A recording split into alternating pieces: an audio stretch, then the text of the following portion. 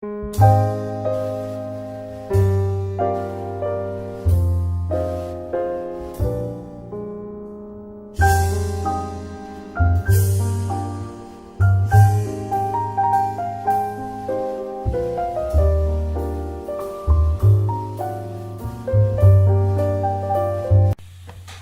الطلبة مرحبا بكم. La vidéo d'aujourd'hui concerne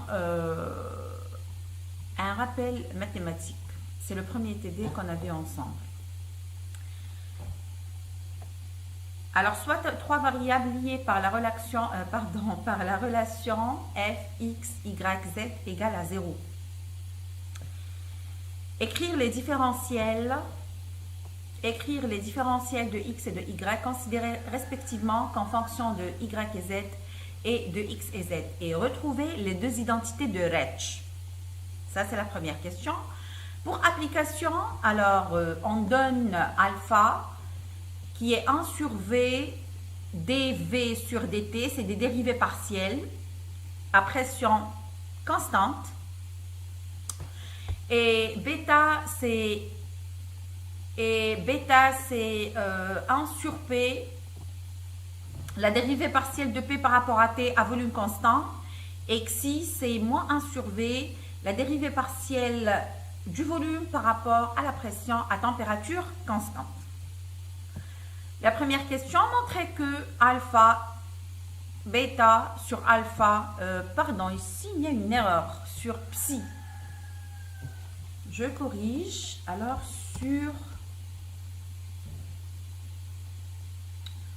sur psi, voilà. Donc, sur psi égale à 1 sur p. Et calculer alpha 0, bêta 0 et xi 0 pour un gaz parfait. Et calculer alpha, bêta, xi pour un gaz dont l'équation d'état PV égale moins nRT. Alors, la solution. On commence d'abord par la fonction fx, y et les deux identités de Rech. Alors, on remarque ici que la fonction f est en fonction de trois variables, x, y et z.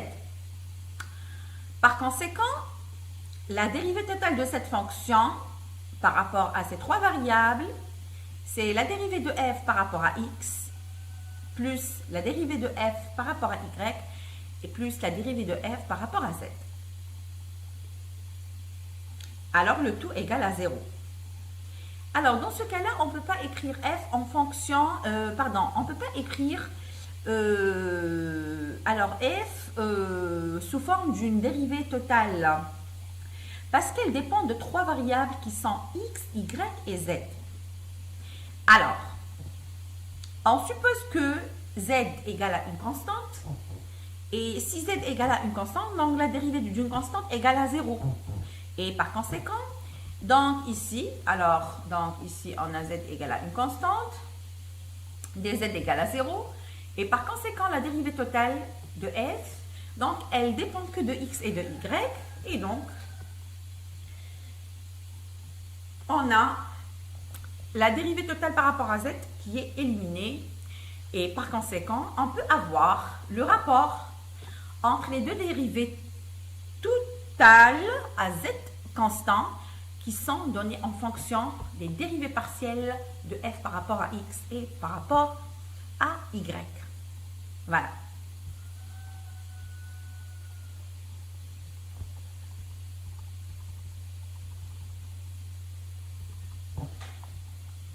Alors, dans l'exercice, ils nous ont dit que y, la variable y, déjà elle-même, c'est une fonction de x et de z. Et par conséquent, la dérivée totale de y, donc tant que y est une fonction de x et de z, donc elle ressemble à f. Et donc, on peut l'écrire sous la forme suivante comme on a écrit f. Voilà. À z constant. Donc, à z constant, on a la dérivée totale de z égale à 0. Et voilà.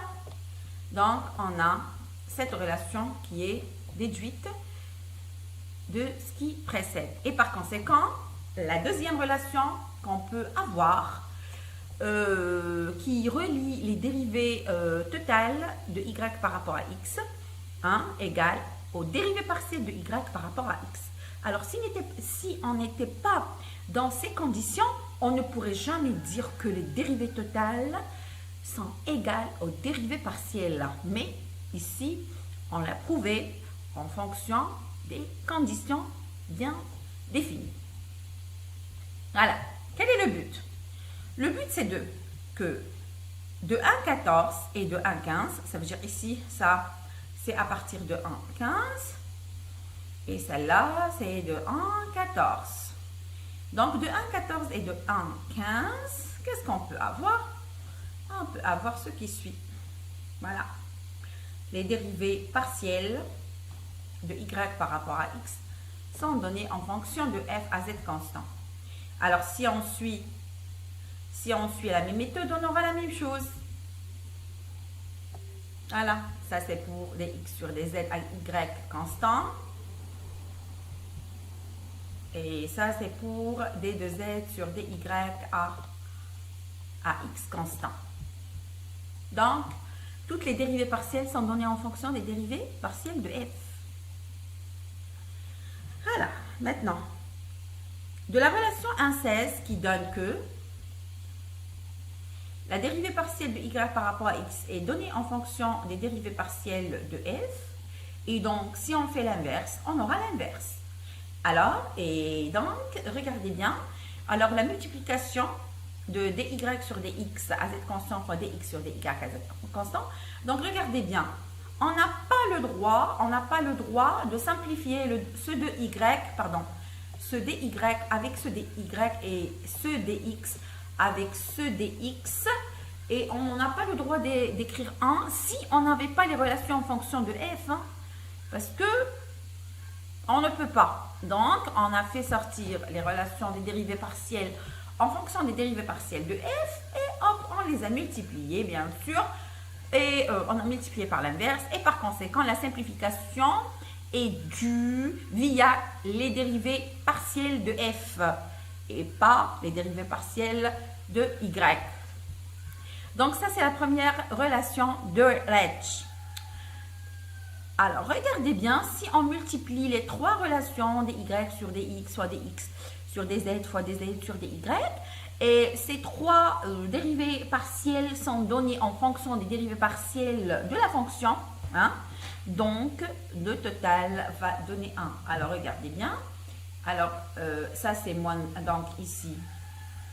Alors, si je prends ce produit et je le multiplie par ce produit, voilà, donc ça va me donner 1 et je le multiplie par ce produit. Donc, on aura les dérivées partielles de df sur dx qui vont être éliminées et on n'aura que le moins 1 qui persiste. Voilà, donc ça c'était les deux relations de Rech. Alors, comme application, on va voir. Nous allons appliquer pour les coefficients qui sont très très connus. Donc, on commence par de définir le alpha. Le alpha qui est quoi? Donc, le alpha ici, qui est le coefficient de dilatation isobare à pression constante. Alors, je prends un exemple. Alors, si j'ai une tige métallique, je vais la chauffer. Donc, sans remarquer, parce que, en fait, la dilatation, elle se fait... ça veut dire se fait à l'échelle microscopique. Voilà. Mais ça veut dire la dilatation, ça existe. Hein. Ça veut dire qu'on a une augmentation, par exemple, on a une augmentation dans la longueur. Voilà. Et donc, c'est le coefficient de dilatation isobare à pression constante. Donc, ici, la dilatation est due à ça veut dire à la variation de la température. Dans l'état général, c'est l'augmentation. Alors, pour bêta, donc, celui-là, c'est 1 sur P dP sur dt, c'est le coefficient d'augmentation de pression isobare. Et le xi, donc on remarque ici, alors le xi définit quoi? Il définit la variation du volume en fonction de la pression qui est donnée par coefficient de compressibilité isotherme. Alors, si je multiplie les trois, alpha fois bêta divisé par xi, pardon, il y a des erreurs, c'est pas grave. Xi, voilà. Et donc, on remarque ici, donc, chaque paramètre, on le remplace par sa formule.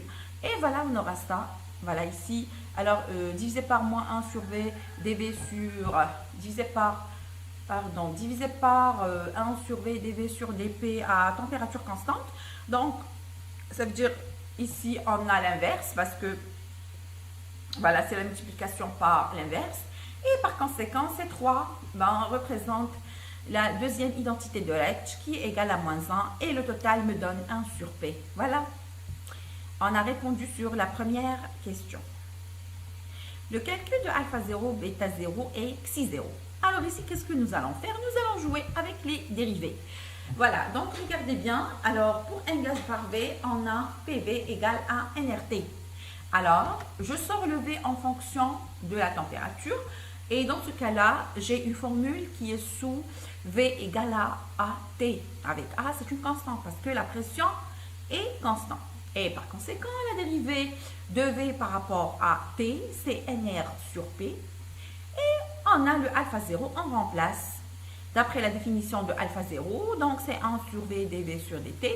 Et voilà, c'est 1 sur V NR sur P. Le NR ici, en général, il faut remplacer le NR, il faut remplacer les constantes en fonction des variables. Et le NR disparaît avec le NR. Et voilà, on a ce qu'on appelle 1 sur T. Et voilà, alpha 0 pour un gaz parfait égale 1 sur T. Le deuxième bêta, kiff kiff, donc on a PV égale à nRT. Donc par conséquent, P c'est NR sur V à T.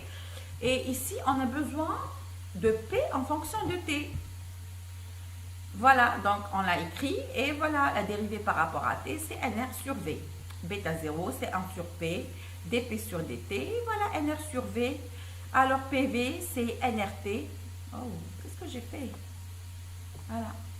Voilà, et donc on aura aussi 1 sur T. Et la même chose pour PV égale à nRT. Alors pour le xi, donc ici on a besoin de V en fonction de la variable P. Mais ici, la dérivée de V par rapport à P, c'est moins nRT sur P au carré. Parce que la dérivée de 1 sur X, c'est moins 1 sur X au carré. Voilà. Et donc, on aura le xi0 qui va être donné en fonction de nRT, Vp au carré. Le nRT, c'est PV, donc on simplifie et à la fin, on aura 1 sur P. Alors, pour la question C, ça sera la même chose, mais on a une petite modification au niveau de l'équation d'état. Alors, cette fois-ci, nous allons refaire la même chose. Ça veut dire nous allons faire sortir les variables, les fonctions en fonction des variables, mais en prenant en considération cette équation et pas l'équation d'un gaz parfait. Voilà. Moi, je fais que la première question, donc vous pouvez terminer seul. Alors ici, j'ai le P, V moins NB qui est nRT. Donc, je sors le V en fonction de P. Alors, le MB ici, c'est une constante. Et par conséquent, la dérivée de V par rapport au temps, c'est NR sur P. Et voilà, je remplace. Alors, regardez bien ici.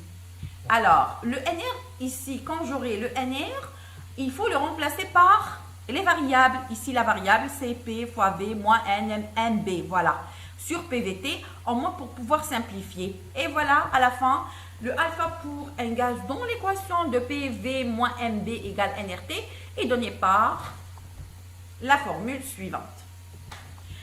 Voilà, donc, ça c'était le premier TD. J'espère que c'était clair. Voilà, donc il n'y avait pas de grandes choses. En fait, il y a une petite remarque, c'est qu'on ne peut pas, une fonction, نديروا لها لا dérivée totale إلا إذا كانت بدلالة متغير واحد. كي تكون عندي الدالة تاعي عندها متغير واحد نقدر نكتب دي. Alors je vais écrire ici une petite illustration. Alors ما نقدرش نكتب دي اف إلا كانت الدالة en fonction de x. D'accord? بصح إذا كانت الدالة en fonction de x et de y et de z هنا ما تصلحش. هاد la dérivée totale. totale devient une dérivée partielle. Et c'est très très important. Voilà, donc c'est fini pour aujourd'hui. On se voit dans les prochaines vidéos. Ma salam.